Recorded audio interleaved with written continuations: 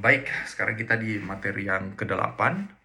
Materi yang ke-8 ini membahas mengenai konteks masyarakat religi lokal. Jadi kita akan pelajari bagaimana relasi masyarakat religi lokal, kemudian apa yang paling dibutuhkan, kemudian tugas yang sudah kalian buat, potensi pengembangan dan pemberdayaan apa yang dapat dilakukan oleh gereja. Namun pada pertemuan ke-8 ini saya mau membahas isu yang sedang hangat, bagaimana perspektif kita sebagai orang-orang Kristen, sebagai mahasiswa teologi, sebagai calon-calon gembala dan pendeta di kemudian hari, bagaimana kita menyikapi fenomena yang ada sehubungan dengan pawang hujan yang ada di MotoGP Mandalika. Dan ini berkaitan erat dengan materi kita, dengan mata kuliah kita, yaitu mengenai pengembangan dan pemberdayaan masyarakat religi. Kira-kira menurut kalian, apakah pawang hujan itu merupakan kuasa iblis, kuasa kegelapan, atau itu merupakan kuasa Tuhan? Saya mau jawab dua-duanya benar. Dua-duanya benar. Itu bisa kita sebut sebagai kuasa Tuhan, bisa juga kita sebut sebagai kuasa iblis, tergantung perspektif mana. Tapi untuk memulai ini, supaya kita tidak salah paham satu dengan yang lainnya, maka saya mau katakan bahwa iman Kristen saya mengatakan bahwa tidak ada Allah lain selain Allah Bapa yang di sorga, selain Allah Tritunggal, Allah Bapa, Allah Anak, dan Allah Roh Kudus, dan hanya Allah saya itulah yang berkuasa atas langit dan bumi, atas alam semesta. Tidak ada Allah lain selain Allah yang saya percaya itu. Itu adalah harga mati iman Kristen saya.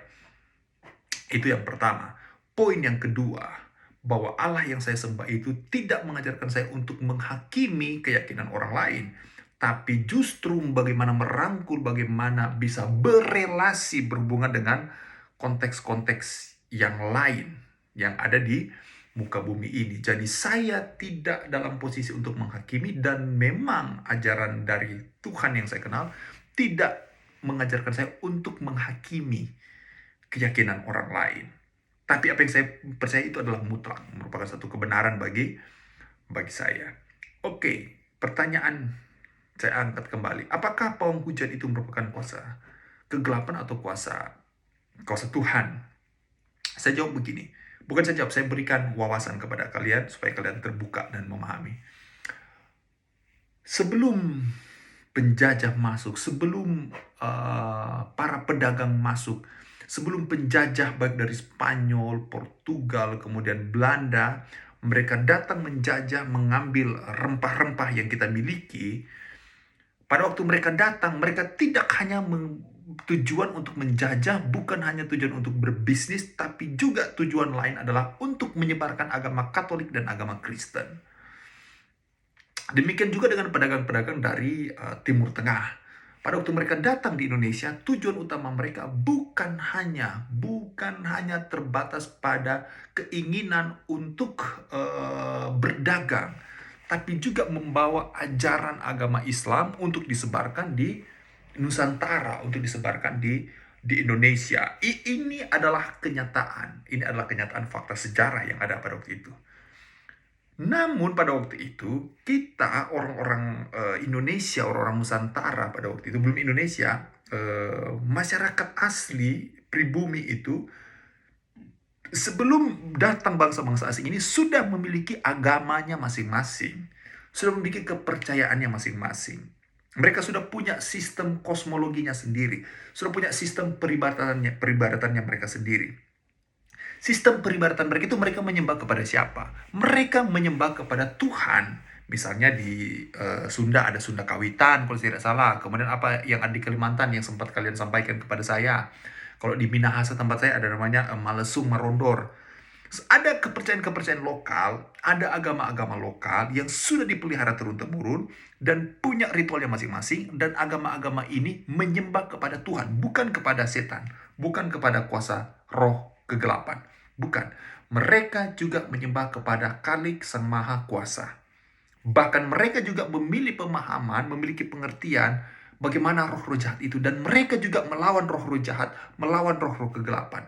Dan mereka yang mereka sembah adalah Tuhan kalik dalam versinya mereka. Kemudian datanglah Spanyol, datanglah Portugal, datanglah Belanda. Para misionaris, khususnya misionaris orang Belanda, pada waktu mereka datang membawa agama Kristen Protestan maupun Katolik ke Nusantara, ke orang-orang pribumi, maka mereka melihat bagaimana praktek-praktek keagamaan yang dipraktekkan oleh nenek moyang kita. Bagaimana mereka menyembah, ritual penyembahan mereka seperti apa.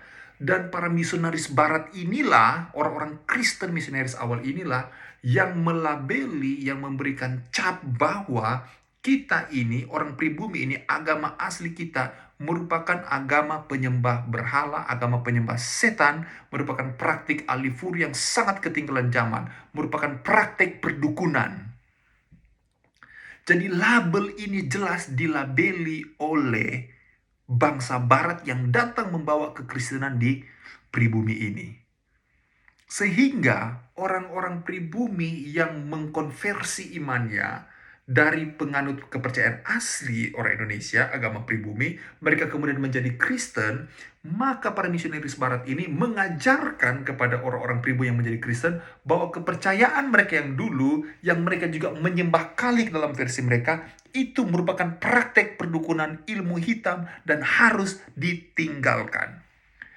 Padahal mereka tidak menyembah iblis dalam versi mereka, tapi mereka menyembah juga Tuhan, menyembah Allah, menyembah kalik dalam versinya mereka. Tapi kepercayaan ini dilabeli oleh bangsa barat bahwa itu adalah praktik perdukunan ilmu hitam.